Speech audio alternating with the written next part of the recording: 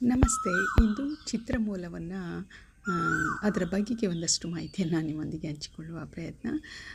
ಕಾಡು ಚಿತ್ರಮೂಲ ಮತ್ತು ಪ್ರಕೃತಿ ದತ್ತವಾಗಿ ತಂತಾನೆ ಮಳೆ ಬಿದ್ದಾಗ ಎಲ್ಲೆಡೆ ಪಸರಿಸಿ ಅಂದರೆ ಒಣಗಿರುತ್ತೆ ಬೇಸಿಗೆ ಸಂದರ್ಭದಲ್ಲಿ. ಮಳೆಗಾಲದಲ್ಲಿ ಚಿಗುರಿ ತನ್ನ ಬೀಜ ಪ್ರಸಾರದಿಂದ ಎಲ್ಲೆಡೆ ಹರಡಿ ಅಲ್ಲಲ್ಲಿ ಹಸಿರ ಮಧ್ಯೆ ಒಂದು ರೀತಿಯ ಮೊಸರು ಚೆಲ್ಲಿದಂತೆ ಕಾಣ್ತಕ್ಕಂಥ ಈ ಹೂವು ಎಲ್ಲೆಡೆ ಕಂಡುಬಂತು. ನಾನು ರಾಮುವಿನೊಂದಿಗೆ ಹೋದಾಗ ಅಲ್ಲಲ್ಲಿ ಗಮನಿಸ್ತಾ ಇದ್ದೆ. ಮತ್ತು ಸಾಕಷ್ಟು ಪಾತರಗಿತ್ತಿ, ನೀಲಿ ಬಣ್ಣದ ಪಾತರಗಿತ್ತಿ ಹೆಚ್ಚು ಈ ಹೂವಿಗೆ ಆಕರ್ಷಣೆಯಾಗಿದ್ದದನ್ನು ಕಂಡೆ.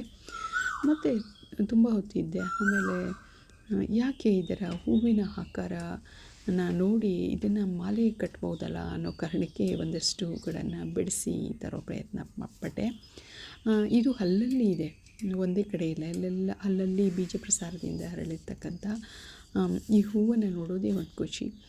ನಾನು ಈ ಹೂವನ್ನು ಸಂಗ್ರಹ ಮಾಡ್ತಿದ್ರೆ ಅಲ್ಲೆಲ್ಲ ಜನ ನನ್ನನ್ನೇ ನೋಡಿ ನಗೋ ಥರ. ಇದೊಂದು ಹಳ್ಳಿಯ ರೀತಿ ಇರ್ತಕ್ಕಂಥ ವಾತಾವರಣ. ಹಾಗಾಗಿ ಎಲ್ಲರೂ ಅದನ್ನೇ ಗಮನಿಸ್ತಾ ಇರ್ತಾರೆ. ಮತ್ತು ಇದರಲ್ಲಿ ಒಂದು ರೀತಿಯ ಅಂಟು ದ್ರವವಿರುವಂತಹ, ಅಂದರೆ ಹೂವಿನ ದೇಟಲ್ಲೇ ಅಂಟಿರೋದನ್ನು ಕಾಣ್ಬೋದು.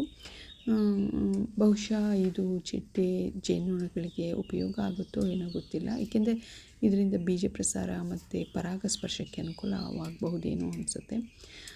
ಮಧ್ಯೆ ಮಧ್ಯೆ ಚಿಟ್ಟೆಗಳೆಲ್ಲ ಬಂದು ಹೋಗ್ತಾಯಿದ್ವು. ಅದರ ಜೊತೆಗೆ ನಾನು ರಾಮುವಿನೊಂದಿಗಿರೋದ್ರಿಂದ ಯಾರೂ ನನ್ನ ಗಮನಿಸಲಿಲ್ಲ. ಮತ್ತು ನಾನು ಒಂದು ಹೂವನ್ನು ಬಿಡಿಸ್ಲಿಕ್ಕೆ ಅಂತೇಳಿ ಪ್ರತ್ಯೇಕವಾದ ಒಂದು ಬಟ್ಟಲು ಇಟ್ಕೊಂಡು ಬಂದ ತಕ್ಷಣ ಎಲ್ಲರ ಗಮನ ನನ್ನ ಕಡೆ ಬಂತು.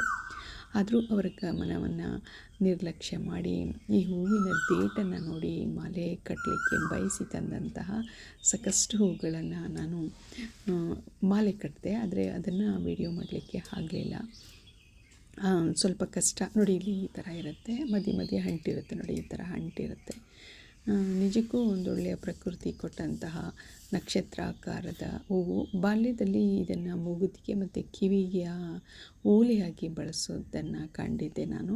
ಹಾಗಾಗಿ ಅದನ್ನು ನಾನು ಶಾರ್ಟ್ಸಲ್ಲೂ ಕೂಡ ಅದನ್ನು ಉಲ್ಲೇಖವನ್ನು ಬಳಸ್ಕೊಂಡಿದ್ದೀನಿ. ಇದರ ಬಗೆಗೆ ಲೇಖನವೊಂದನ್ನು ಅಧ್ಯಯನಕ್ಕೆ ಒಳಪಡಿಸಿದಾಗ ನನಗೆ ಸಿಕ್ಕಂಥ ವಿಚಾರಗಳಾದಾಗಿತ್ತು. ನೋಡಿ, ಪಾತರಗಿತ್ತಿಯರು ಕೂಡ ಇಲ್ಲೆಲ್ಲ ಬಂದಿದ್ದಾರೆ, ಹಾರೋಗ್ತಾ ಇದ್ದಾರೆ. ಮತ್ತು ನಾವು ಇರಲಿ ಇಲ್ಲದೇ ಇರಲಿ ಪಾತರಗಿತ್ತಿಯರು ತಂತಾನೆ ತಮ್ಮ ಕರ್ತವ್ಯದಲ್ಲಿ ತೊಡಗಿರ್ತಾರೆ. ನೋಡಿ, ಈ ಥರದ ಮಾಲೆಯನ್ನು ನಾನು ಕಟ್ಟಿದೆ.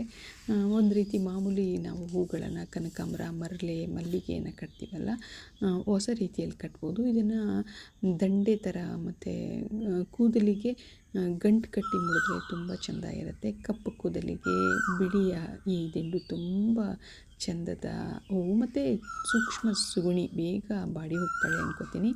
ನಾನು ಮಾತ್ರ ಶಿವನಿಗೆ ಇದನ್ನು ಅರ್ಪಣೆ ಮಾಡಲಿಕ್ಕೆ ಕಟ್ಟಿದ್ದು. ಪುಟಾಣಿದು ಇದು ನೋಡಿ, ಎಷ್ಟು ಪುಟಾಣಿ ಇದೆ. ಮತ್ತು ಬೇರೆ ಬಣ್ಣದ ದಾರದಲ್ಲಿ ಕಟ್ಟಿದರೆ ಇನ್ನೂ ಚೆಂದ ಕಾಣ್ತಾ ಇತ್ತೇನೋ.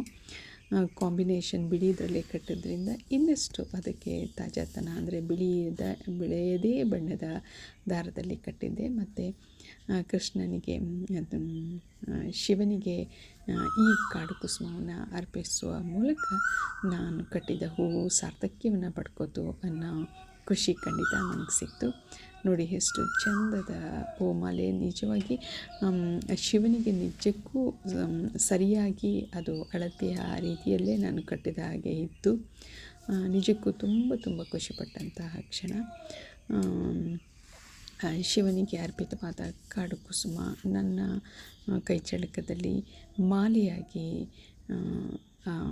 ಶಿವನ ಒಂದು ಕೊರಳನ್ನು ಅಲಂಕರಿಸಿತು.